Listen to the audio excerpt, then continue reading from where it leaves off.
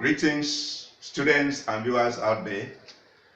I'm Mr. Francis of Redeemer International Schools. This is SS1 class. Before we close last term, we had a lot of topics. Today we are reviewing dentition, the mammalian tooth.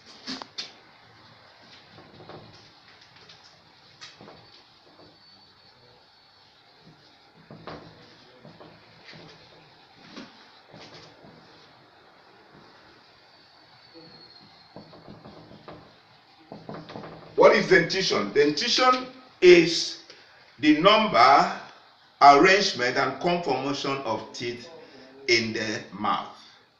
There are two types of dentition: homodont dentition and heterodont dentition. Homodont dentition simply is that type of dentition whereby you have the same type of teeth in the mouth, the same shape, the same size, and they carry the same function, and that is present in the fishes, lizards, and even in the amphibians. Then we have the heterodont dentition, where you have the different kinds of teeth. They have different shapes, they have different sizes, and they have different functions, and that is present in mammals. And in man, there are four major types of teeth.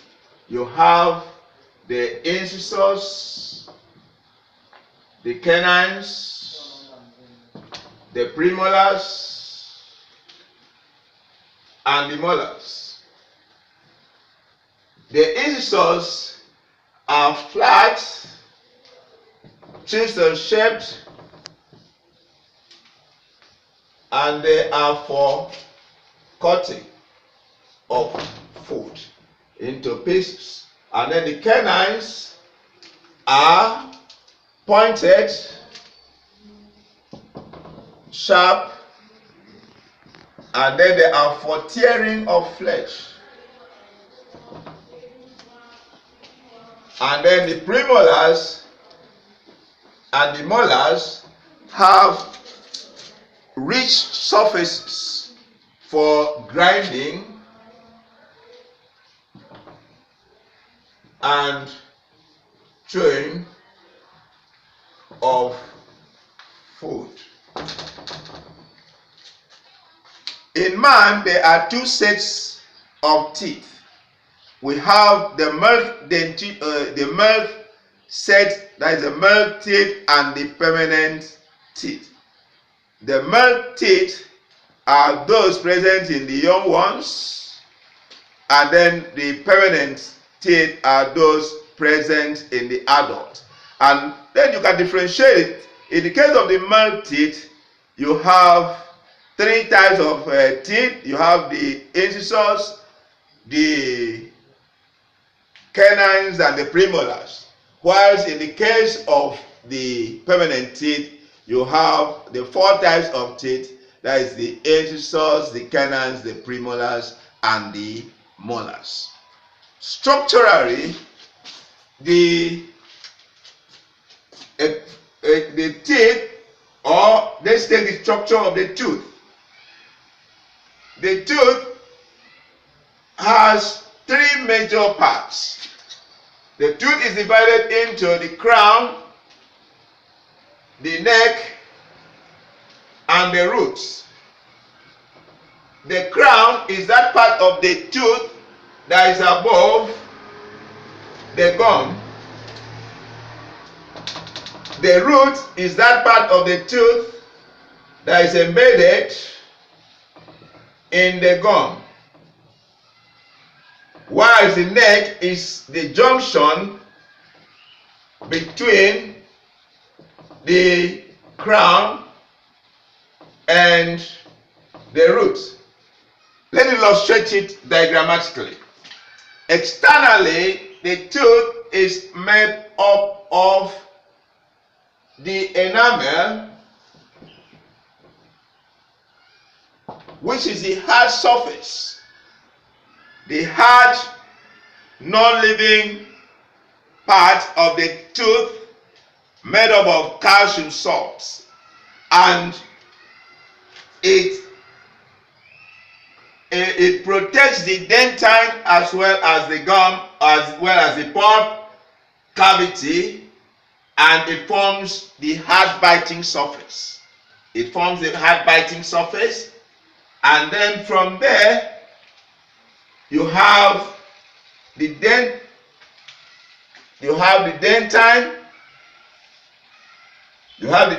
there, which protects the pulp, and then at the middle part of the tooth you have what is known as the pulp cavity, and the pulp cavity is rich in blood vessels as well as nerve endings. It is a part of the tooth that brings nourishment to the tooth because it consists of blood vessels which brings oxygen and nutrients to the tooth, as well as nerve endings making the tooth to be sensitive to heat, to pains, etc. So this is the enamel and this is the dentine, which protects the pulp. And then, as we said, this part of the tooth here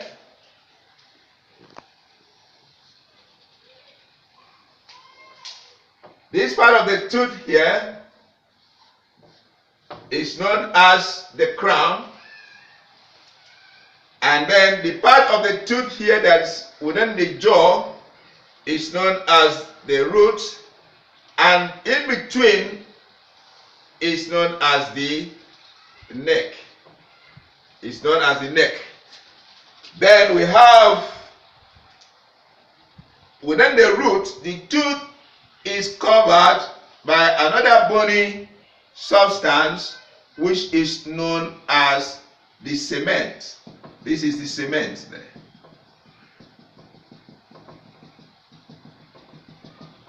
And the tooth is embedded in the jaw. In the jawbone. This is the jawbone there. And then the entire tooth is fixed to the jaw by a fibrous tissue known as the periodontal membrane. Let's go into the adaptation of the various teeth in the different organisms. Like in dogs, the incisors are small, and then they are small and pointed for cutting pieces of meat from bones, and then the canines are curved, pointed, lashed for catching their prey, as well as for defense, as well as for the attack. And then the premolars and the molars are for crushing. Take note, in the case of dogs, which are carnivores, the last premolar and the first molar, that is the last premolar of the upper jaw and the first molar of the lower jaw, are modified into what is known as carnassial teeth. And this is very important because it has a large surface for tearing flesh, for cutting, as well as for cracking of bones. That's why you see dogs being able to crack bones, and that is the adaptation. When we come to the adaptation in the case of the herbivorous, they feed on vegetables. You see, the incisors are flat with sharp edges for cutting grasses and vegetables. In the case of the herbivores, the canines are absent, and that space, if this is the jaw, you see in the case of these, they have the incisors here. You have the incisor there, and then you see the space that you should have had the canines here. There's a space there. This space is known as diastema, and that is an adaptation in the case of the herbivorous. and then you have the canine, the premolars, and the molars. And so what happens is that they cut grasses and vegetables with the incisors, and then this space here shows the absence of canines. That's why the herbivores cannot feed on meat, because they don't have the canines to tear the meat. And so this space helps in the manipulation of grass. When they pick the grass into the mouth, they manipulate the grass within that space, and then they pass it down into the system, and they crush it and grind it. That is adaptation in the case of the herbivores. And then in the case of the omnivores, like man, which feeds on different types of food, we have the incisors, which are pointed and sharp.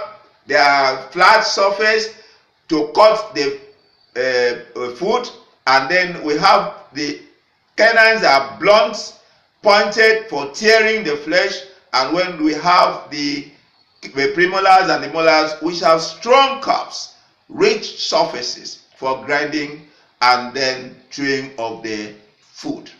We've come to the end of that lesson. For an assignment, go and research and answer this question. Write down the dental formula. First of all, what is the dental formula? And then write down the dental formula for man, sheep, and dog. Submit it to the website of the school. Thank you very much.